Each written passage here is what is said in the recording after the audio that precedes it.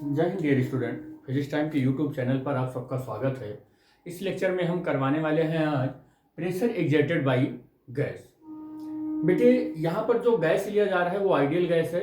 आपको हमने शुरुआत में, इससे पहले जो भी लेक्चर हुए हैं उन सब में हमने बताया था कि जितना भी अप्रोच हम इसमें पढ़ने वाले हैं, यानी कि Maxwellian distribution of speed of an ideal gas, ये जो हम पढ़ने वाले हैं इसमें हम आइडियल गैस से रिलेटेड ही अपना अप्रोच रखेंगे। अब हमने इससे पहले जो किया वो उस लेक्चर का नाम है लेक्चर नंबर फर्स्ट, और इंट्रोडक्शन है। किसका इंट्रोडक्शन है? Maxwellian distribution of speed of an ideal gas का, उनका इंट्रोडक्शन है। और हमने वहां पर postulate of the kinetic theory ये भी बताया है। या आप ऐसे कह सकते हैं कि मैक्सवेल बोल्ट्जमैन का जो हाइपोथेसिस था on the basis of the kinetic theory, उसको हमने लेक्चर नंबर फर्स्ट में बताया था। और वो बेसिकली लगभग 1 घंटे का लेक्चर है वो। मैं बता दूं कि अगर उन सारे पॉइंट्स को, जितने भी 9 पॉइंट थे, उनको मैं अगर करता तो 15 मिनट में भी ख़त्म हो सकता था लेक्चर, लेकिन उसको 1 घंटा हो गया, मतलब वो थोड़ा लेंदी हो गया। उसके पीछे का कारण ये था कि हमने थोड़ा सा उसको डिटेल में एक्सप्लेन करने की कोशिश की कि कौन सी प्रॉपर्टी क्या एक्सप्लेन कर रहा है। सिर्फ हमने प्रॉपर्टी को एक्सप्लेन नहीं किया, उस प्रॉपर्टी की जनरल मीनिंग और उसके अप्रोच भी हमने बताने की कोशिश की, इसलिए वो लेक्चर थोड़ा लेंदी हुआ। लेकिन अगर आप उसको 2x 3 और 1.5x पर देखेंगे तो फिर आपको ज़्यादा टाइम नहीं लगेगा। और लेकिन अगर आप प्रॉपर पॉइंट टू पॉइंट देखते हैं और स्किप नहीं करते हैं तो आप समझ जाएंगे कि काइनेटिक थ्योरी ऑफ गैसेस में मैक्सवेल बोल्ट्जमैन डिस्ट्रीब्यूशन वो के वेलोसिटी क्या बताना चाह रही है। ठीक बेटा, हमने उसमें एक चीज देख लिया था। और क्या देखा था कि गैस मॉलिक्यूल एक जगह पर रुकते नहीं हैं, वो हमेशा चलते रहते हैं। और क्या देखा था कि गैस मॉलिक्यूल लगातार एक दूसरे से कोलिजन करते रहते हैं, और कोलिजन के दौरान वो एक दूसरे से टक्कर भी करते रहते हैं। तो इस टक्कर में उनकी जो स्पीड है वो तो कांस्टेंट रहती है, बट उनका जो वेलोसिटी है वो कंटिन्यूअसली चेंज होता रहता है हर एक कोलिजन के बाद। तो इस कोलिजन के दौरान जो वेलोसिटी चेंज हुई, तो due to the change of the velocity change होता है एक और फिजिकल पैरामीटर जिसका नाम है मोमेंटम। और आप न्यूटन के थर्ड लॉ से ये भी जानते हैं कि जब कभी भी मोमेंटम चेंज होगा तो तुरंत वहां पर एक फोर्स आ जाएगा, क्योंकि आपने पढ़ा है न्यूटन का सेकंड लॉ, थर्ड लॉ कह रहे हैं, सॉरी, न्यूटन का सेकंड लॉ आपने पढ़ा है कि the rate of change of momentum is known as force. तो जैसे ही मोमेंटम चेंज, वेलोसिटी चेंज हुई, मोमेंटम चेंज हुआ। मोमेंटम पर यूनिट टाइम अगर हम देख रहे हैं चेंज हो रहा है तो फोर्स आ गया। तो गैस मॉलिक्यूल, इसका मतलब फोर्स भी एग्जर्ट करता है जिस किसी भी वेसल में, कंटेनर में रखा हुआ होता है उसकी वाल पर। और आपको यह भी पता है कि जब किसी वाल पर यूनिट एरिया जब फोर्स लगता है तो उसमें प्रेशर भी आ जाता है। और इसी प्रेशर को postulate of the kinetic theory के बेसिस पर हम लोग कैलकुलेट करेंगे इस लेक्चर में। तो मेरा यही एम था बताने का, अभी तक जो मैं बताना चाह रहा था यही बताना चाह रहा था कि पर यूनिट एरिया जो फोर्स लगता है, यानी कि प्रेशर, हम, क्योंकि आपको पता है पर यूनिट एरिया जो फोर्स लगता है उसके इफेक्ट को प्रेशर कहते हैं, उसी प्रेशर को कैलकुलेट करने चल रहे हैं on the basis of the postulate of the kinetic theory. तो इस लेक्चर में आपका फिजिक्स टाइम यूट्यूब चैनल पर स्वागत है। इस लेक्चर में यही बात हम लोग बेसिकली करने वाले हैं। और उस टॉपिक का क्या नाम है? Pressure exerted bye a gas. तो हमें बताने की कोई जरूरत नहीं है, आप BSc first year second year में भी ये चीज़ें पढ़कर आए हो। अगर अप्रोच कुछ छूटता भी है तो आप अंडरस्टैंडिंग बना के रखना कि किस तरीके से इसका यहाँ पर जनरल मीनिंग होगा। चलो मैं शुरू से ही जनरल मीनिंग बताते हुए स्टार्ट करता हूँ। देखिए बेटा, आपके पास एक कंटेनर है, और अगर उस कंटेनर में एक सर्टेन मास की आइडियल गैस को लेते हैं तो वो जो आइडियल गैस की मॉलिक्यूल है वो फ्रीक्वेंटली कोलाइड करेंगे between to each other as well as the wall of the container. बहुत फ्रीक्वेंटली वो कोलिजन करते रहते हैं आपस में, और वॉल ऑफ द कंटेनर से भी कोलिजन करते रहते हैं। इस कोलिजन के दौरान उनकी जो इस स्पीड है वो तो वही रहता है, नहीं चेंज होता है, लेकिन उनका जो वेलोसिटी है वो चेंज होता रहता है, क्योंकि स्पीड एक स्केलर क्वांटिटी है। आपको बता दूं, स्पीड एक स्केलर क्वांटिटी है बेटा। तो स्केलर क्वांटिटी जो होता है उसमें केवल मैग्नीट्यूड होता है, डायरेक्शन नहीं होता है। तो मैग्नीट्यूड तो उसका नहीं चेंज होता है, लेकिन कोलिजन के दौरान उसकी वेलोसिटी चेंज हो जाती है। कारण यह है कि वेलोसिटी एक वेक्टर क्वांटिटी है, उसके पास मैग्नीट्यूड और डायरेक्शन दोनों होते हैं। तो उसका एक बार किसी पार्टिकल से किसी गैस पार्टिकल का कॉलिजन हुआ, तो ऐसे कॉलिजन हुआ, फिर इधर आया, तो वेलोसिटी चेंज हो गई। देख रहे हैं ना, डायरेक्शन चेंज होने से भी वेलोसिटी चेंज हो जाएगी, क्योंकि मैग्नीट्यूड चेंज होता है तब तो स्पीड चेंज होती है। लेकिन अगर मैग्नीट्यूड कांस्टेंट हो गया, डायरेक्शन चेंज हो रहा है, तो फिर वेलोसिटी ही चेंज होती है। तो वेलोसिटी के चेंज होने से आपको पता है कि मोमेंटम चेंज हो जाएगा। और according to the second law of Newton कहता है कि चेंज इन द मोमेंटम पर the rate of change of momentum is called force. और किसी भी कंटेनर में जिसमें आपने एक स्पेसिफिक मास ले रखा है, जैसे स्पेसिफिक मास ले रखा है, मान लो कि इसमें जो m मास ले रखा है गैस मॉलिक्यूल, तो इस गैस मॉलिक्यूल में m मास के पार्टिकल कंटिन्यूअसली कोलिजन करते रहेंगे, कंटिन्यूअसली कोलिजन करते रहेंगे। कोलिजन के दौरान उनकी वेलोसिटी चेंज होगी, उनका मोमेंटम चेंज होगा, और मोमेंटम चेंज होगा तो क्या होगा, फिर उनके पर वो क्या करेंगे, कुछ फोर्स लगाएंगे इस वॉल ऑफ द कंटेनर पर। और क्या करेंगे, जब ये फोर्स लगाएंगे तो पर यूनिट एरिया पर एक इफेक्ट पैदा होगा जिसको प्रेशर कहेंगे। वही प्रेशर हमको कैलकुलेट करना है। तो मैं इसको बार बार आपको बता रहा हूं कि इस हेडिंग का यही एम है और यही हम करते भी हैं। तो स्टार्ट कर लेते हैं हम लोग। Let us consider a vessel that is cube. हम सपोज कर लेते हैं कि बेसल है और वो क्यूब है। क्या है वो, क्यूब है। ये एक क्यूब ले लेते हैं, ध्यान से सुनिएगा बेटा एक एक बार। ये एक क्यूब ले लेते हैं and each side of the cube is small L. आप लिखते रहिएगा ये सब बात। सपोज कर लेते हैं कि इस क्यूब के हर एक साइड का जो हर एक साइड है ये क्यूब का, वो कितना है, स्मॉल एल है, लेंथ ब्रेथ और हाइट। इसका वॉल्यूम v है। किसी एक फेस का एरिया की बात करें तो area of one face, area of each face कहते हैं, ईच फेस, हर एक फेस की एरिया की बात करें तो capital A equal to L into L equal to A L square हो जाएगा, क्योंकि हर एक साइड को हमने एल माना है। Late us consider a particle that is p and mass of this particle is small m। इस पार्टिकल का मास क्या मान लेते हैं, स्मॉल m मान लेते हैं। ये इस पार्टिकल का मास स्मॉल m है and this particle is inside the cube. इस क्यूब के अंदर है वो particle and this particle is also free to move in every direction along the x y and z। और हर एक डायरेक्शन में ये फ्री है मूव करने के लिए, चाहे वो x डायरेक्शन हो, चाहे वो y डायरेक्शन हो, चाहे वो z डायरेक्शन हो। तो ये x डायरेक्शन में मूव कर, अच्छा एक चीज और कि कंटेनर के अंदर ये फ्री मूव कर रहा है, ये पार्टिकल कंटेनर के अंदर फ्री मूव कर रहा है, एकदम फ्रीली मूव कर रहा है। अच्छा, फ्रीली मूव करने से ये भी आपकी बात समझ में आ जानी चाहिए कि इस पार्टिकल के पास केवल और केवल काइनेटिक एनर्जी है, पोटेंशियल एनर्जी नहीं है। क्यों नहीं है, क्योंकि ये पार्टिकल के बीच में कोई भी इंटरमॉलिक्यूलर फोर्स नहीं होता है। आपको हमने postulate of the kinetic theory में भी बताया था ये। तो अगर मैं कहूं कि ये कंटेनर किसी कोऑर्डिनेट एक्सिस पर रखा हुआ है, तो ये जो एक्सिस होगा वो एक्स एक्सिस होगा, ये जो एक्सिस होगा वो वाई एक्सिस होगा, ये जो एक्सिस होगा वो जेड एक्सिस होगा। अब ये पार्टिकल इस कंटेनर के अंदर है और v वेलोसिटी से चल रहा है, तो अलोंग द एक्स एक्सिस इसकी वेलोसिटी कितनी हो जाएगी, vx हो जाएगी। अलोंग द वाई एक्सिस इसकी वेलोसिटी कितनी हो जाएगी, vy हो जाएगी। अलोंग द जेड एक्सिस इसकी वेलोसिटी कितनी हो जाएगी, vz हो जाएगी। And vx, vy, vz, these are the coordinate axis along the x, y, z and it is the component of the velocity। और ये सब का क्या है, component of velocity है।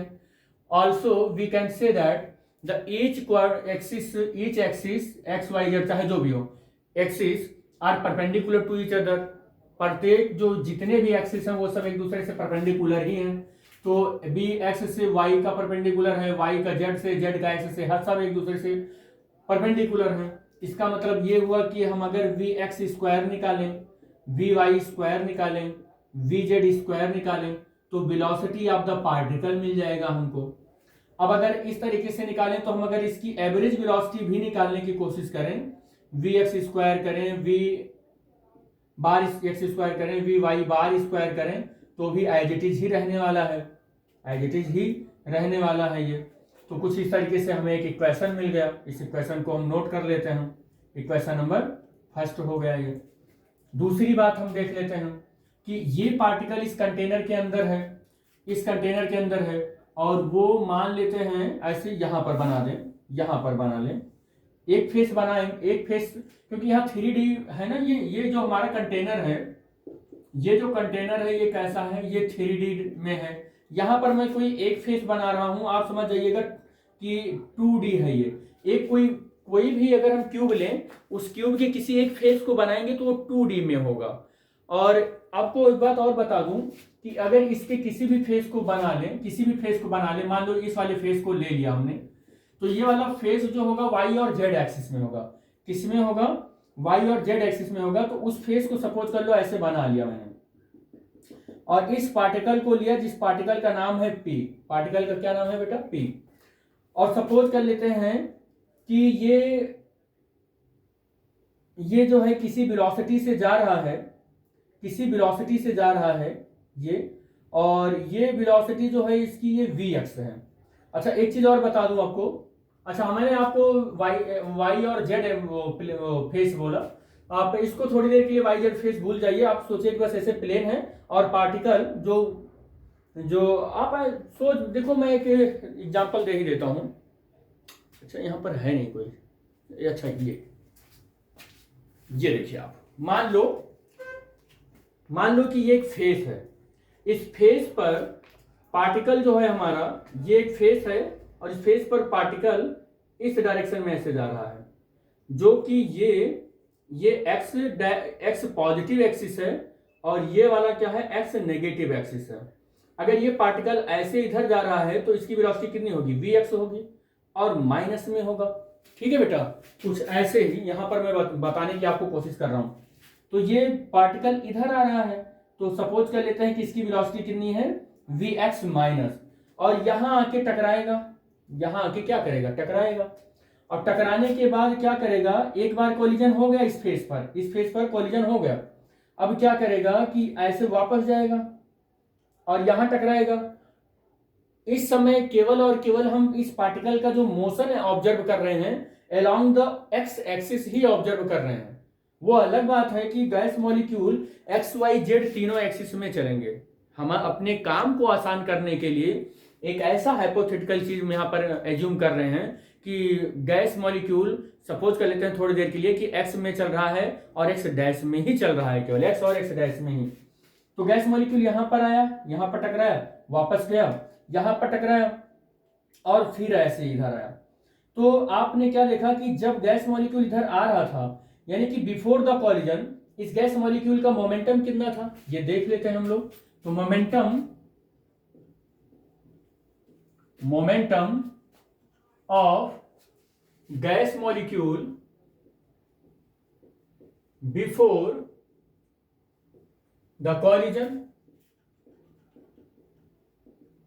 कॉलिजन करने से पहले इस गैस मॉलिक्यूल का मोमेंटम देखें तो कितना हो जाएगा मोमेंटम?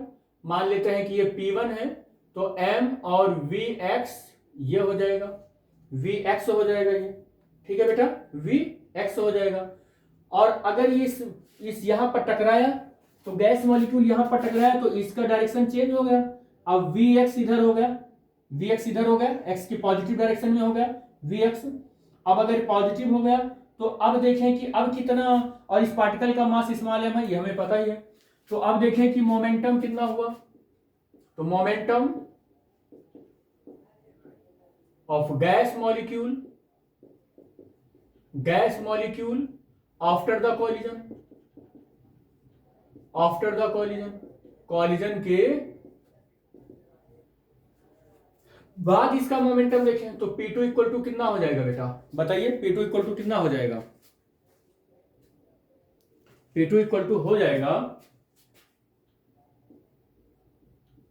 P2 इक्वल टू हो जाएगा m और कितना हो जाएगा? Vx, यही हो जाएगा, m और Vx पॉजिटिव हो जाएगा। अब अच्छा, एक बार पार्टिकल आया है और वॉल ऑफ द कंटेनर से टकराया, टकराने के बाद वापस आया है, समझ पा रहे हो ना आप, और वापस आ गया है। तो वापस आ गया है तो मोमेंटम भी तो चेंज होगा। तो चेंज इन मोमेंटम देखो जरा कि change in momentum, change in momentum during one successive collision या ड्यूरिंग वन कोलिजन। एक कोलिजन में कितना मोमेंटम चेंज हुआ, एक बार टकराया है तो कितना यहां पर, या हम ऐसे भी कह सकते हैं कि change in momentum during the collision, बस इतना, कोलिजन ड्यूरिंग द कोलिजन। तो अब कोलिजन के दौरान कितना मोमेंटम चेंज हुआ, del P is equal to P2 minus P1, इतना मोमेंटम चेंज हुआ। P2 की वैल्यू रख लो आप, P2 की वैल्यू कितना है, m Vx माइनस, यहां से कितना हो जाएगा, माइनस mVx। अब आप ब्रैकेट ओपन करेंगे तो कितना आ जाएगा, mVx और प्लस mVx, ये कितना आ जाएगा, 2mVx। हमने पार्टिकल का मोमेंटम का चेंज देख लिया कि उस कंटेनर के अंदर चलेगा तो कितना उसका मोमेंटम चेंज होगा। तो आपने देखा कि अगर पार्टिकल जाता है और एक बार टकराता है, वापस आता है, तो इतना मोमेंटम चेंज हो जाता है। अब आप देखें कि अगर ये यहां पर टकराया है और फिर आया है, L डिस्टेंस ट्रैवल किया है, कितना डिस्टेंस ट्रैवल किया है, L डिस्टेंस ट्रैवल किया है, और फिर यहां से आके L डिस्टेंस ट्रैवल किया, यानी 2L डिस्टेंस पर ये फिर से टकराएगा, 2L डिस्टेंस ट्रैवल करने के बाद फिर से टकराएगा, तो फिर कितना मोमेंटम चेंज करेगा, तो फिर से इतना मोमेंटम चेंज करेगा। फिर L डिस्टेंस जाएगा और फिर L डिस्टेंस आएगा, फिर टकराएगा इससे, तो फिर कितना मोमेंटम चेंज करेगा, फिर से इतना ही मोमेंटम चेंज करेगा, वो हमेशा इतना ही मोमेंटम चेंज करेगा, 2mVx 2mVx 2mVx ही चेंज करेगा। तो हम ये देख लें कि कोई एक गैस मॉलिक्यूल ये 2L डिस्टेंस चलने के बाद कितनी देर में दोबारा आके टकराएगा और अपना मोमेंटम चेंज करेगा। यानी कि इतना मोमेंटम चेंज होने के लिए टाइम देख लेते हैं हम लोग, इतना मोमेंटम चेंज होने के लिए टाइम देख लेते हैं। आपको फिर से मैं बता दूं, समझिए आप, एक बार टकराया 2mVx मोमेंटम चेंज हो गया। अब फिर पार्टिकल जाएगा, यहां आया और फिर L डिस्टेंस ट्रैवल हो गया उसका, फिर आएगा L डिस्टेंस ट्रैवल करके फिर आएगा, अब टकराया। तो अब देख लें कि एक कोलिजन हो गया, L गया और L आया, तो कितने टाइम में यहां पर टकरा रहा है, तो time taken by gas molecule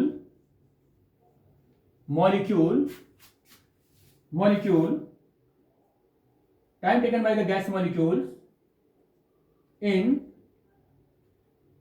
two successive collision,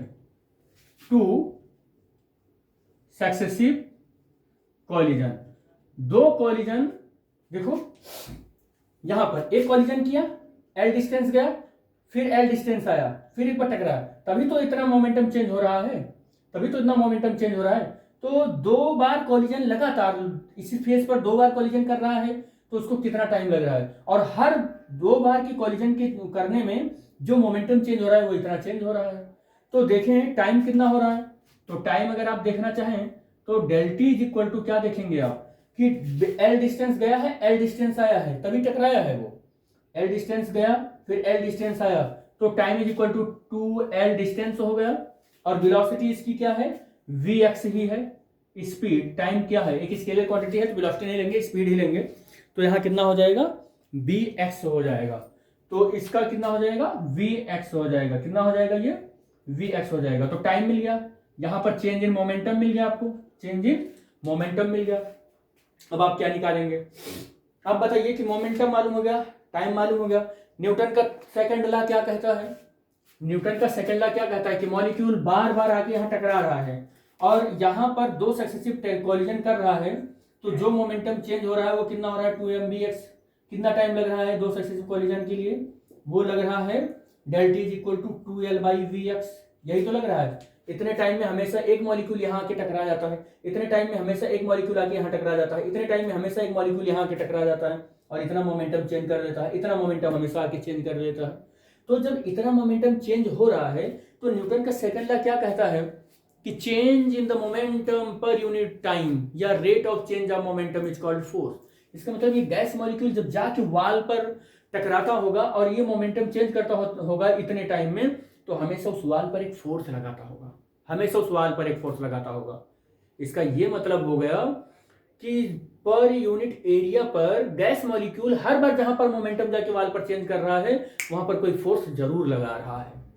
यानी कि effect of force per unit area is called pressure. वहां पर कुछ ना कुछ प्रेशर लगा रहा है गैस मॉलिक्यूल। तो उस प्रेशर को भी कैलकुलेट करते हैं, देखते हैं क्या होगा। तो ये आप नोट कर लीजिए, नोट करने के बाद मिटाना भी पड़ेगा उसको।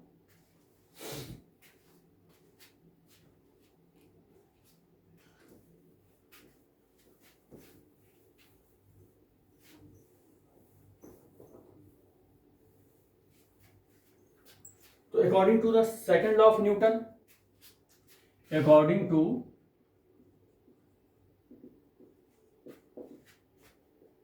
सेकंड लॉ ऑफ न्यूटन, क्या है second law of Newton? The rate of change of momentum is called, the rate of change of momentum is called force. It means that force is equal to del p upon कितना हो जाएगा, del t. This is the second law of the Newton. यही है, ठीक बेटा, यही है।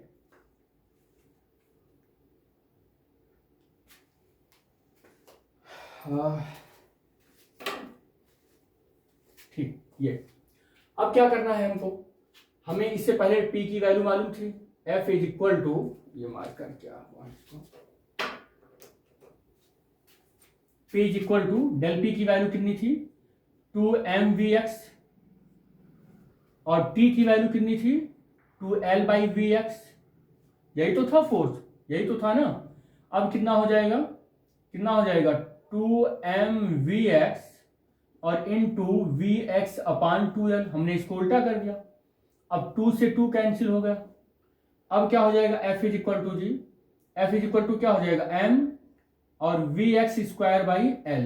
यही तो हो रहा है, यही तो हो रहा है ना, यही तो हुआ भैया, यही तो मिल गया आपको, यहां से यही तो मिलेगा। f आपको क्या मिल गया, बेसिकली आपको क्या मिल गया कि डेल टी टाइम में जितना मोमेंटम चेंज हो रहा था, इसने इस गैस मॉलिक्यूल की वजह से गैस मॉलिक्यूल ने एक फोर्स लगा दिया इस कंटेनर की इस वाल पर, और जब इस पर ये फोर्स लग गया, ये फोर्स लग गया तो पर यूनिट एरिया में एक इफेक्ट पैदा कर दिया जिसे प्रेशर कहते हैं, जिसे क्या बोलते हैं, प्रेशर कहते हैं। तो हम लोग अब देखते हैं कि कितना प्रेशर होगा। तो हमें मालूम है द इफेक्ट ऑफ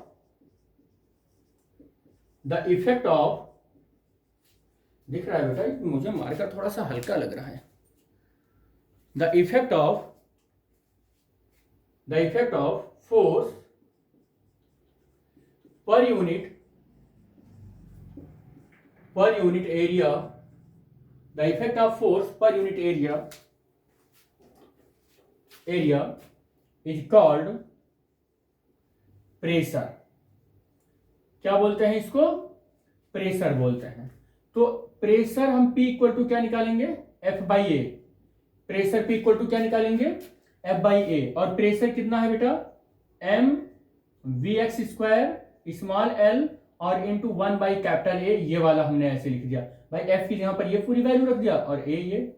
अब आप क्या करो, यहां पर देखो जरा आप ध्यान से कि area A is equal to L square होता है, तो m और vx स्क्वायर और small l into small l square लिख दिया।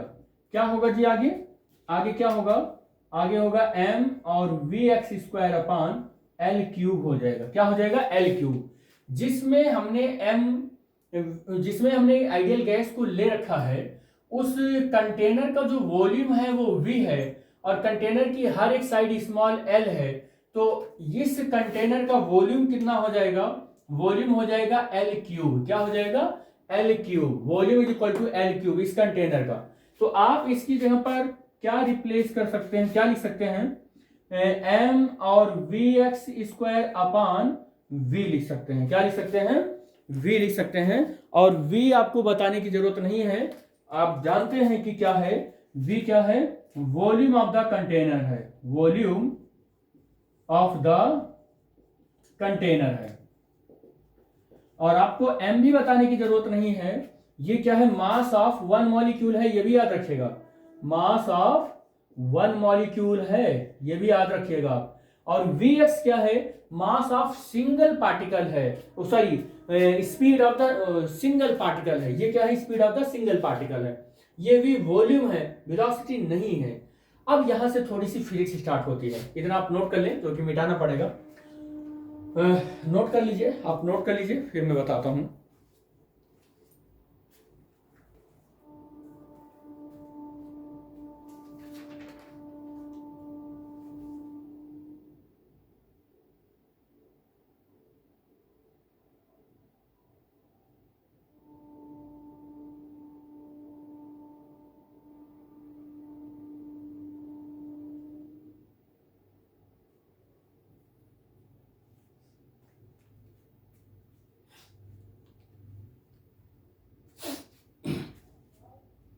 बेटे नोट हो गया होगा आई थिंक, इसको मिटा देते हैं, फिर आपको बताते हैं कि क्या है।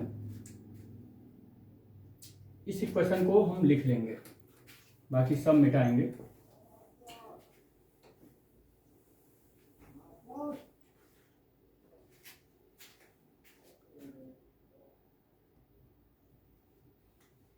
बेटे जो गैस मॉलिक्यूल हमने माना है, ये गैस मॉलिक्यूल कोलिजन के दौरान एक इलास्टिक कोलिजन करते हैं, और इलास्टिक कोलिजन में इसकी काइनेटिक एनर्जी का कोई भी लॉस नहीं होता है। इसलिए हम ये मान सकते हैं कि गैस मॉलिक्यूल की स्पीड कांस्टेंट होती है और वेलोसिटी चेंज होता रहता है। और इसका एक और बढ़िया से हम एक्सप्लेन कर सकते हैं कि जिस दौरान कोलिजन हो रहा है या सॉरी जो गैस को हमने इस कंटेनर में लिया है, वो गैस किसी भी टाइम वो रेस्ट में नहीं है, वो हमेशा मोशन में है। हम इस बात को ऐसा भी कह सकते हैं कि ये गैस मॉलिक्यूल, कल हमने बताया था आपको, या नेक्स्ट लेक्चर में हमने, जो प्रीवियस लेक्चर उसमें हमने बताया था कि गैस मॉलिक्यूल यहां से यहां तक जब चलकर आता है तो जो उसको टाइम लगता है वो टी, और कॉलिजन जब करता है वो जो टाइम लगता है स्मॉल टी, ये स्मॉल टी कॉलिजन वाला जो टाइम होता है फ्री पाथ को ट्रेवल करने वाले टाइम से बहुत छोटा होता है। इसलिए हम ऐसा भी मान सकते हैं कि इलास्टिक कोलिजन के दौरान या during the elastic collision there are no loss of the kinetic energy. और जिस टाइम कोई भी लॉस काइनेटिक एनर्जी का नहीं होता है, आप मान सकते हैं कि मॉलिक्यूल के पास हमेशा काइनेटिक एनर्जी है और वो कभी रेस्ट में रह ही नहीं सकता है। और जब कभी भी रेस्ट में नहीं रह सकता है तो हर एक मॉलिक्यूल चलेगा। अगर हर एक मॉलिक्यूल चलेगा तो सपोज कर लेते हैं इस कंटेनर के अंदर n मॉलिक्यूल हैं, सपोज कर लेते हैं इस कंटेनर के अंदर कितने मॉलिक्यूल हैं, n मॉलिक्यूल हैं। और जब हर एक मॉलिक्यूल चलेगा तो उन n मॉलिक्यूल में सब की अपनी कोई ना कोई स्पीड होगी, और सब की जब अपनी कोई ना कोई स्पीड होगी तो ये भी हम सब सपोज कर लेते हैं कि जो x डायरेक्शन में चलेंगे उनकी वेलोसिटी vx1, दूसरा मॉलिक्यूल जो चलेगा vx2, तीसरा मॉलिक्यूल जो x डायरेक्शन में चलेगा vx3, चौथा मॉलिक्यूल जो x डायरेक्शन में चलेगा vx4, 5, ऐसे एंड सो ऑन, ऐसे चलेगा। और इस कंटेनर के अंदर जो गैस मॉलिक्यूल है, ऐसा जरूरी नहीं है कि एक्स एक्सिस में ही चले, कुछ वाई में भी चलेंगे। तो वाई एक्सिस में जो मॉलिक्यूल चलेगा vxy, समझिए ना, y1 vx कह रहे हैं vy1, y में दूसरा जो चलेगा by2, तीसरा मॉलिक्यूल जो y डायरेक्शन में चलेगा by3, चौथा मॉलिक्यूल जो y डायरेक्शन में चलेगा by4। ऐसे ही जेड एक्सिस में भी तो चलेंगे गैस मॉलिक्यूल। तो जब जेड एक्सिस में पहला मॉलिक्यूल चलेगा तो vz1, दूसरा मॉलिक्यूल जो चलेगा जेड एक्सिस में वो vz2, जो तीसरा मॉलिक्यूल चलेगा वो vz3 एंड सो ऑन। ऐसे बहुत सारे मॉलिक्यूल हैं और जरूरी नहीं है कि किसी पर्टिकुलर एक्सिस में चले, वो एक्स में भी चलेंगे, वाई में भी चलेंगे और जेड में भी चलेंगे। तो हर एक डायरेक्शन में जो भी मॉलिक्यूल चल रहा है उस डायरेक्शन की अपनी उसकी वेलोसिटी कंपोनेंट होंगे। और अगर मैं यहाँ पर दिखाऊं कि ये जो हमने एक्स एक्सिस के लिए वेलोसिटी का, एक्स एक्सिस में जो एक पार्टिकल चला था, एक्स एक्सिस में जो एक पार्टिकल चला था उसके दो सक्सेसिव कॉलिजन के बीच में जो फोर्स आया है इसको एक्स मान लें, एफ एक्स है, और ये सिंगल पार्टिकल के लिए है। किसके लिए? सिंगल पार्टिकल के लिए। इसी को हम एन पार्टिकल के लिए लिखें, या हम ऐसे कहें कि let N particle inside the cube या इनसाइड द कंटेनर लिखें तो ज्यादा अच्छा लगेगा। कंटेनर, सपोज कर लेते हैं कि एन पार्टिकल इस कंटेनर के अंदर हैं। कितने पार्टिकल हैं? एन पार्टिकल इस कंटेनर के अंदर हैं। And then the force exerted by gas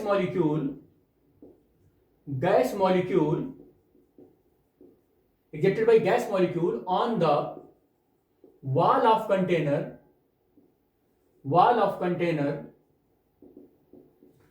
तब फोर्स जो वॉल ऑफ कंटेनर पर लगा रहा है गैस मॉलिक्यूल वो कितना होगा देख लेते हैं।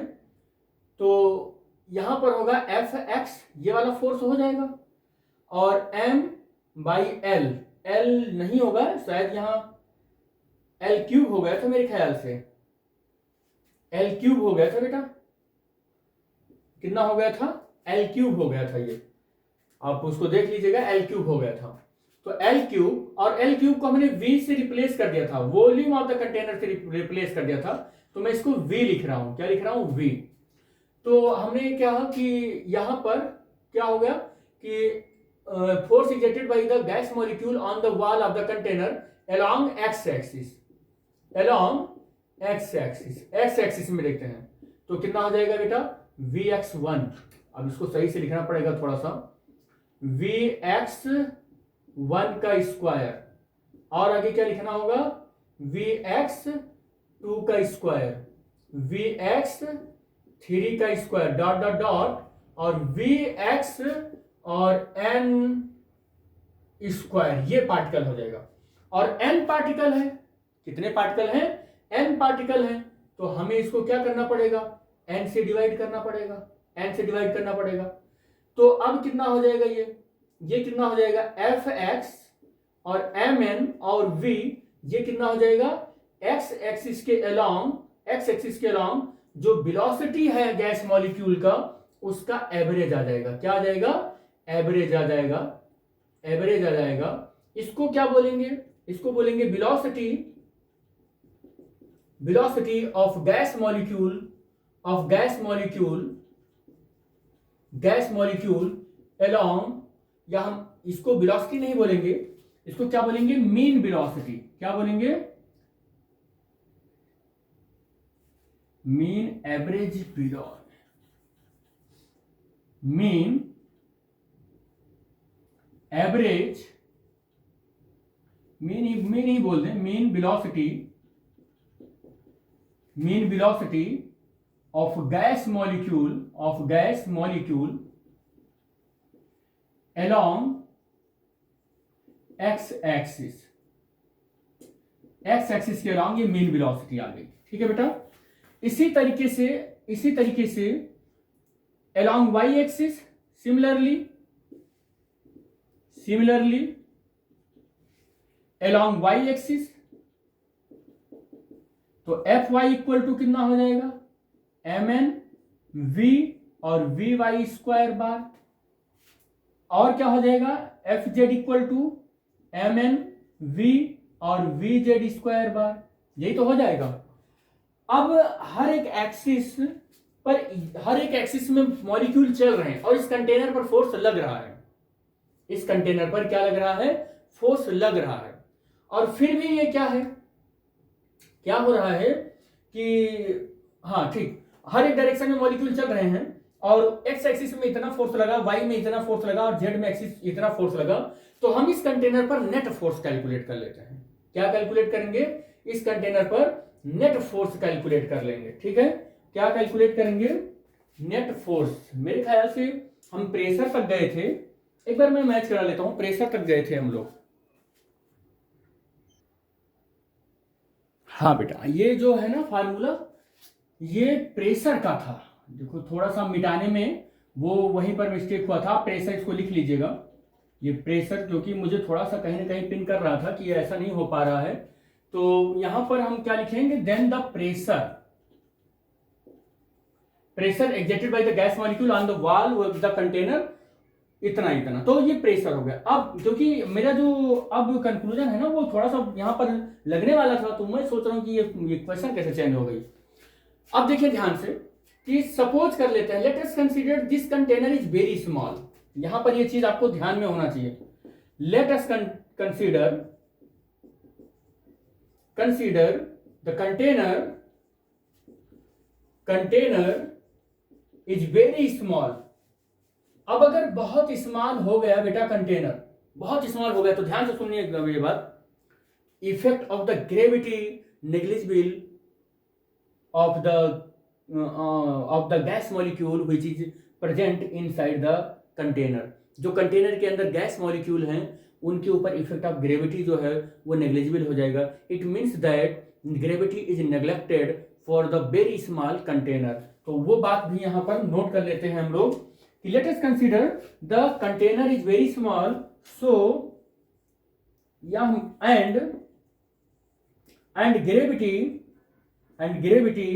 is neglected,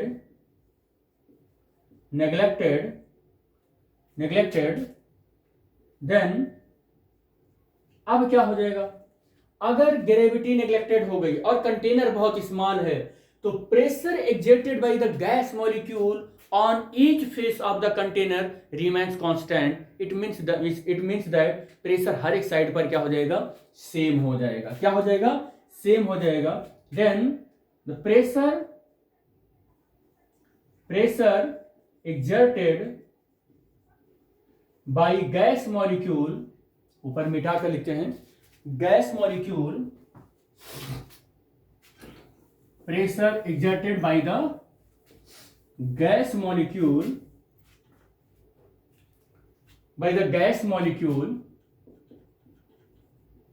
pressure exerted by the gas molecule on the wall of container remains constant न लिखकर सेम कर देते हैं। Container molecule on the wall, क्या लिखे, exerted by the gas molecule on the wall of the container is same। क्या हो जाएगा कि यहां पर सेम हो जाएगा। आपको फिर से, then the pressure exerted by the gas molecule on the wall of container, each wall of the container is same, hence px equal to py is equal to pz। ये हो जाएगा, यही तो हो जाएगा। और नेट प्रेशर अगर आप निकालना चाहें तो कितना हो जाएगा, px py pz equal to क्या हो जाएगा, P। ये नेट प्रेशर हो जाएगा। गैस मॉलिक्यूल एक्स एक्सिस में, वाई एक्सिस में, जेड एक्सिस में, हर एक डायरेक्शन में कुछ प्रेशर लगा रहे हैं, तो उनका नेट प्रेशर क्या हो जाएगा, px py, और कितना हो जाएगा, pz। यही तो हो जाएगा, कितना हो जाएगा, py प्लस p, ये p नेट कितना हो जाएगा, px plus py plus pz। ठीक है बेटा, इतना तो हो गया। अब ये जो वैल्यू है, इस वैल्यू को हम मान लेते हैं कि p है, इस वैल्यू को क्या मान लेते हैं, p है। तो इसके लेफ्ट हैंड साइड को लेकर चलें तो px py और pz लेकर चलें तो हमको क्या देखने को मिलेगा कि ये भी मेरा p है, ये भी मेरा p है, और ये भी मेरा p है। हमको क्या देखने को मिला कि px py और क्या हो गया, pz इक्वल टू 3p। क्या मिल गया, 3p। यही तो मिला हमको, 3p मिल गया। और px की वैल्यू भी थोड़ी देर पहले हमने कितना कैलकुलेट किया था, px की वैल्यू कैलकुलेट किया था mn बाई v और vx स्क्वायर बार। py की वैल्यू कितना कैलकुलेट किया था, mn v और vy स्क्वायर बार, और pz की वैल्यू ये है।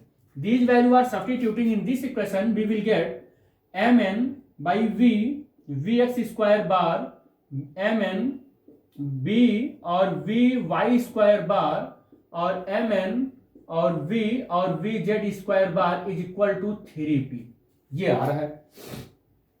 अब क्या करेंगे हम लोग mn बाई वी कॉमन कर लेंगे, mn बाई वी कॉमन कर लेंगे तो वी एक्स स्क्वायर और वी वाई स्क्वायर सब पे बार रहेगा और V Z square bar is equal to 3p। बेटे अब आपको काम लग गया इस इक्वेशन का। देखो V X square bar, V Y square bar, V Z square bar, ये जो वैल्यू है ना वो वैल्यू एग्जैक्टली इस वैल्यू के इक्वल हो रहा है, तो इसको भी यूज कर लेंगे हम। तो अब मिटाते चलते हैं, आप मेरे साथ ही नोट कर लें, नोट कर लें आप, पॉज करके नोट कर लिया करें। अब क्या होगा बेटा, यहां पर इस वैल्यू को यूज करो, इस वाली वैल्यू को यूज करो। इस वाली वैल्यू को अगर यूज करते हैं तो mn बाई वी और V square bar is equal to 3p और p इक्वल टू कितना आ जाएगा 1/3 mn बाई वी और वी स्क्वायर बार। ये आपका प्रेशर का फार्मूला आ गया, जिसको हम बहुत देर से प्रूव कर रहे थे। Pressure exerted by the gas molecule यही है। और यहां पर जो फार्मूला आपको मिला है इसकी जनरल मीनिंग आपको जरूर पता होनी चाहिए। m is stand for the mass of the single particle which is inside the container that is placed at a point P। जो सिंगल पार्टिकल है कंटेनर के अंदर है, P पॉइंट पर प्लेस्ड है एंड द मास उसका small m है। ये किसी एक पार्टिकल का मास है। ये मत सोचिएगा कि कंटेनर के अंदर जितना भी गैस मॉलिक्यूल लिया है उसका मास है या कंटेनर सहित उसका मास है। ये बिल्कुल मिसकॉन्सेप्शन अपने दिमाग से निकालिएगा। This is the mass of the single particle, this is the mass of single particle, mass of single particle. ये आप अपने दिमाग में रखिएगा। n क्या है, the total number of the gas molecule which is inside the container that is cube, जो हमने क्यूब लिया है। तो ये यहां पर क्या है, two number of the particle, total number of particle, number of particle.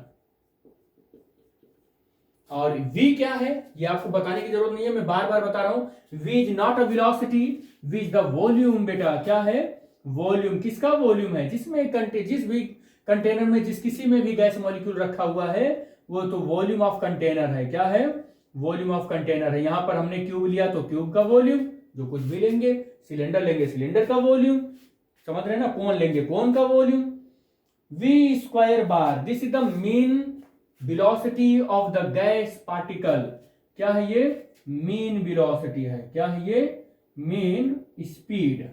यहां लिख देते हैं मीन स्पीड, ये है of the gas, of gas. ठीक बेटा, यहां पर ये हो जाएगा। ठीक है, इतना यहां तक आ गया। जो और P जो है वो क्या है, pressure exerted by the gas molecule on the wall of the container. ये आपका डेरिवेशन है, आप नोट कर लें इसको, फिर मैं आगे इसकी उसको बताता हूं।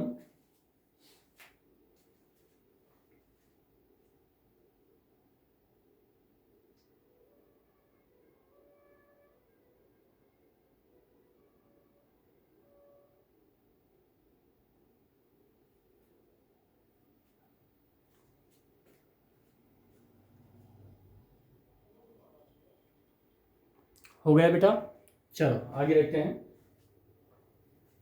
अब की बार इधर का मिटा दें, फिगर का डायग्राम का हमें जरूरत है ही नहीं। यहां पर बात करते हैं कुछ।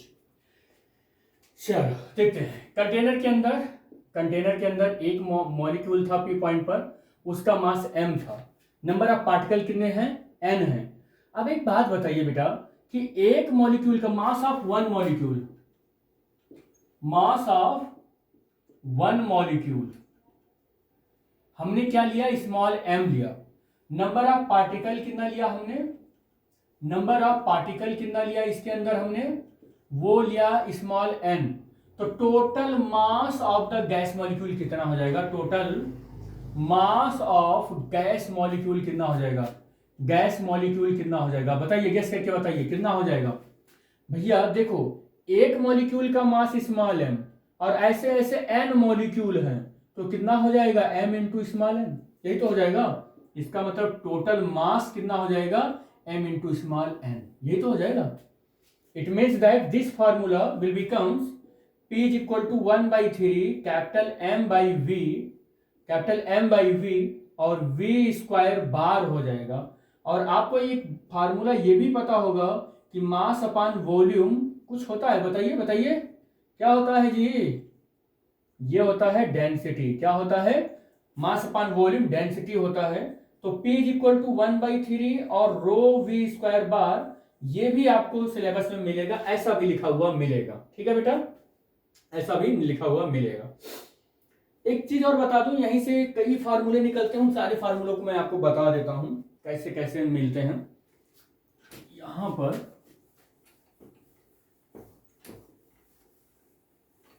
देखो कैसे मिलेंगे। यहां इस वाले फार्मूले को देखो, हम अगर देखें पर यूनिट वॉल्यूम पर प्रेशर कितना लगेगा, तो प्रेशर पर यूनिट वॉल्यूम, तो pressure P is equal to कितना हो जाएगा, 1/2 कैपिटल M और V स्क्वायर बार हो जाएगा। कितना हो जाएगा? V स्क्वायर बार हो जाएगा। पर यूनिट वॉल्यूम का मतलब हो गया ना, पर यूनिट वॉल्यूम का मतलब हो गया V की वैल्यू 1 रख दिया हमने। अब अगर इतना प्रेशर हो गया तो हम देखें कि P इज इक्वल टू 1, ये 1/2 नहीं है, 1/3 है बेटा। 1/3 2 से ऊपर नीचे मल्टीप्लाई कर लें तो ये फार्मूला कुछ और दे रहा है हमको, कैपिटल M और V स्क्वायर इतना। देखो ध्यान से क्या दे सकता है, 2/3 और 1/2 और ये कितना हो जाएगा, कैपिटल M और V स्क्वायर बार। क्या दे सकता है? अब बताइए क्या दे सकता है कि average kinetic energy per unit volume दे रहा है। क्या दे रहा है ये?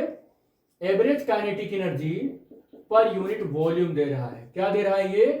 पर यूनिट वॉल्यूम दे रहा है। Average kinetic energy per unit volume दे रहा है, जो P इज इक्वल टू कितना होता है, E इज इक्वल टू 1/2 और M और V स्क्वायर बार हो रहा है। यहां पर ये वैल्यू रख दें तो P इक्वल टू 2/3 और कितना आ जाएगा, E आ जाएगा। कितना आ जाएगा? 2/3 E आ जाएगा। और अगर पर यूनिट वॉल्यूम ना ले तो देखिए ये क्या हो पाएगा, तब देखिए क्या हो पाएगा। देखो P इज इक्वल टू 1/3 और M बाई V और V स्क्वायर बार था, V को इधर ले आते तो PV इज इक्वल टू 1/3 और MV स्क्वायर बार, और PV इज इक्वल टू 2 से ऊपर नीचे मल्टीप्लाई होगा तो 1/2 और कैपिटल M है, ये मुझसे अगर स्मॉल बन भी जाता है तो आप कैपिटल समझिएगा, कैपिटल M और V स्क्वायर बार। अब यही क्या हो जाएगा, PV इज इक्वल टू 2/3 और कैपिटल E हो जाएगा। अब याद रखिएगा एवरेज काइनेटिक एनर्जी तो है ये, लेकिन पर यूनिट वॉल्यूम नहीं है बेटा। ये क्या है, ये एवरेज काइनेटिक एनर्जी है पर यूनिट वॉल्यूम नहीं है। ये केवल एवरेज काइनेटिक एनर्जी है। क्या है ये? केवल एवरेज काइनेटिक एनर्जी है। ये एवरेज काइनेटिक एनर्जी है केवल। और इसको अगर मैं यहां पर लिखूं तो E इज इक्वल टू कितना आ जाएगा, 3/2 PV आ जाएगा। कितना आ जाएगा? 3/2 PV आ जाएगा। और इस वाले को लिखूं E इज इक्वल टू, तो 3/2 केवल P आएगा। तो ये क्या है, kinetic energy per unit volume है। Kinetic energy per unit volume है। और ये नहीं है, ये केवल क्या है, kinetic energy, average kinetic energy है केवल। ये क्या है? एवरेज काइनेटिक एनर्जी है ये केवल। ये सब बहुत बहुत कह सकते हैं कि माइन्यूट चीजें हैं जो ध्यान में रखना होगा, आपको क्वेश्चन में देखना भी होगा कि हमको क्या दिया गया है और क्या पूछ रहा है। हमने आपको इस फार्मूले में कई तरीके से ट्रिक बताई कि किस तरीके से आप ऐसे इंटरचेंज कर सकते हैं इन सब चीजों को। ठीक है बेटा, यहाँ पर आप डेंसिटी उनसिटी का उन सब का भी कॉन्सेप्ट ला सकते हैं। आप इस सबको नोट करें तो मैं आगे और बताता हूं।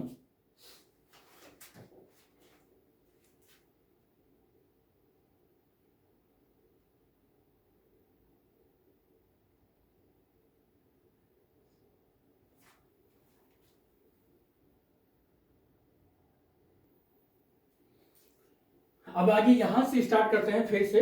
यहां पर P इज इक्वल टू कितना आया है बेटा, 1/3 रो V स्क्वायर बार। अब अगर यहां पर हम 2 से ऊपर नीचे मल्टीप्लाई कर लें और 1/3 है और rho V square bar as it is रहने दें, तो 2/3 और 1/2 रो V स्क्वायर बार, और ये जो है ना ये क्या हो जाएगा, 2/3 और ये E में कन्वर्ट हो जाएगा, E इक्वल टू हो जाएगा। और ये E क्या है, E is the translational kinetic energy of the gas per unit volume. Thus, the pressure of the gas is equal to the 2/3 pressure of the gas is equal to the 2/3 of the translational kinetic energy per unit volume. आपको ये पता हो गया होगा कि किसी container में अगर आइडियल गैस आप लेते हैं तो उस आइडियल गैस के थ्रू उस कंटेनर के वॉल पर जो प्रेशर लगाया जाएगा वो प्रेशर उस आइडियल गैस के काइनेटिक एनर्जी के 2/3 के इक्वल होगा। ये आपको पता होना चाहिए। ये और पर यूनिट वॉल्यूम पर होगा बेटा, ये भी याद रखना कि this kinetic energy is kinetic energy of the gas molecule पर यूनिट वॉल्यूम, इसी के 2/3 के इक्वल होगा क्या, pressure of the gas molecule which is exerted by the gas molecule on the wall of the container. ठीक है बेटा, ये आपको समझ में आना चाहिए। तो बस इस टॉपिक में यहीं तक, जिसका नाम था pressure exerted by the gas molecule. और कोई भी सुझाव या कोई भी बात की शिकायत, सुझाव या जो कुछ भी आपको अच्छा लगे बुरा लगे वो आप कमेंट बॉक्स में बताइए। और मिलेंगे नेक्स्ट लेक्चर में। Thanks for watching the video. Thank you बेटा।